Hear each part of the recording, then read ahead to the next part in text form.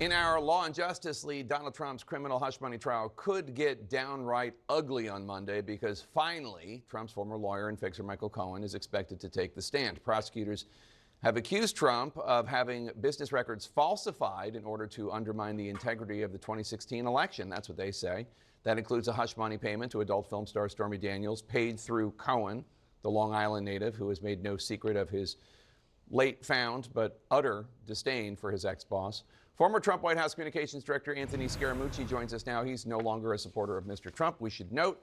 Anthony, good to see you. You and Michael Cohen are pals. You even paid a visit to him in federal prison when he was there. Have you talked to him ahead of his testimony? What's his advice what's your advice to him? Well, I did. I have talked to Michael on more than one occasion, and I think that Michael's in the right headspace for this testimony, and I think Michael has admitted to human frailty, and I think he's also uh, a very honest guy. Now, I know people, oh, well, he got convicted for perjury and all this other stuff, but as most people that have gone through the gauntlet that Michael has gone through, there's been a healing process and a reformation process. And I think that will be on display for that jury next week. And I think, unfortunately for Donald Trump, Michael Cohen has the receipts for everything that went on. And so, to really understand the facts of this case and where the criminality is in the case, it's related to campaign interference, and it's related to improper use of money going into a presidential campaign. And so Michael's got the receipts, they're smoking gun receipts. And I think he's going to provide very compelling, very honest, very direct testimony next week. So you know both Mr. Trump and Michael Cohen. What's it going to be like when they're in the same room together, just yards apart, and Cohen's the only one speaking? What do you think that's going to be like for Trump? Yeah, well, Trump is going to do that whole body language intimidation tactic. And because Michael once worked for Donald Trump, he's going to think that like bullying glare and that body language move of his is going to work on Michael, but it's not going to work on Michael. Michael has jettisoned himself from that orbit.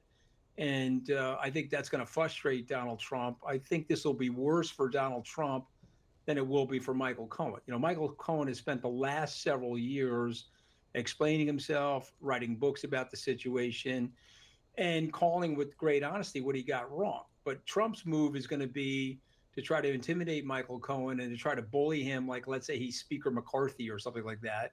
And he won't be able to do that because there's no glue left on Michael Cohen's personality that has him stuck to Donald Trump.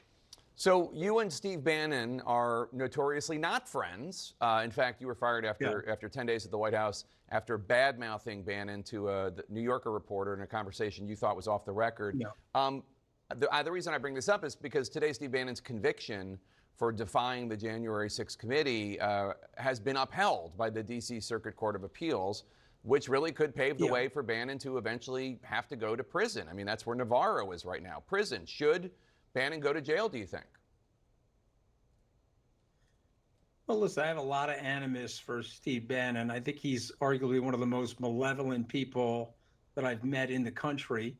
To really understand Steve Bannon's view of America is to be scared for the country should Donald Trump get reelected. Remember, Bannon's view is to take America back to the 1890s and to disavow the David Ricardo principle of global trade and to literally wall off America, literally and figuratively, from the rest of the world.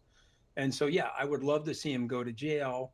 And I got fired after 11 days, not 10, but I know you're close to General Kelly. You can ask General Kelly why I really got fired. I didn't really get fired for the mouthy comments I made about Steve, which I, regret saying only because the idiot that I said it to recorded it.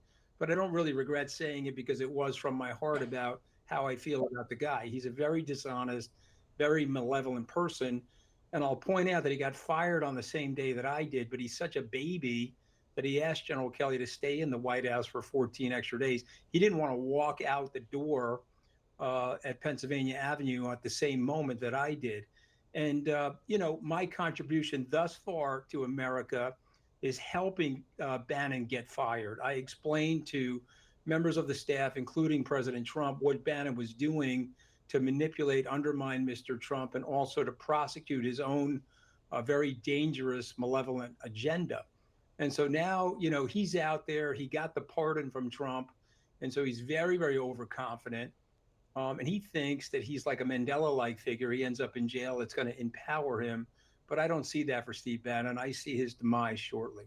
You recently called Trump the most un-American presidential nominee in U.S. history. Obviously, you want Biden to win, President Biden to be reelected. What are you hearing from your fellow Republicans who also have a distaste for Trump, but are having difficulties pulling the lever for Biden? Well, I think they got to get closer to the facts. I think they have to recognize that there's 40 of us, including the former vice president that was on the ballot with Donald Trump, that have explained to the American people the systemic danger that he represents not only to America, but the world. And I would ask these people to think about it. Let's say the 40 of us work for a pharmaceutical company and we told you that the drug was going to kill you, or we work for an automotive company and we say that car is going to crash and kill your family. You've got 40 people that work directly and in touch with Mr. Trump. You can't say that they're never Trumpers and all that other stuff, because we were once Trumpers, but we've seen what he is like, the full criminality of him. We've seen what he's like in terms of his destructive capabilities. And when I say he's un-American, he says he's un-American. He disavows the Constitution. He wants to go after you, Jake Tapper, and CNN. He wants to take your FCC license away. He has told his lawyers, his defense counsel lawyers, many of which that have dropped him, that he'd like to use the FBI as the Gestapo. And the only good thing about that is he doesn't understand history, so he doesn't even know what the word Gestapo means. But this is a very dangerous guy. He shouldn't be anywhere near that White House again. And whatever shortcomings that President Biden may or may not have, I'll be supporting him. I'll be working for him in the fall. And I believe this is a get out the vote effort by these two campaigns. And the president is going to be way more organized and have way more money than President Trump. And President Biden's going to defeat him in November. But unless he goes to jail, Jake, he'll probably run in 2028. We'll be dealing with this nonsense again, and he'll further weaken the Republican Party, which I used to be very proud to be a part of. Anthony Scaramucci, always good to see you, sir. Thanks so much for joining us. Good to be on with you, Jake.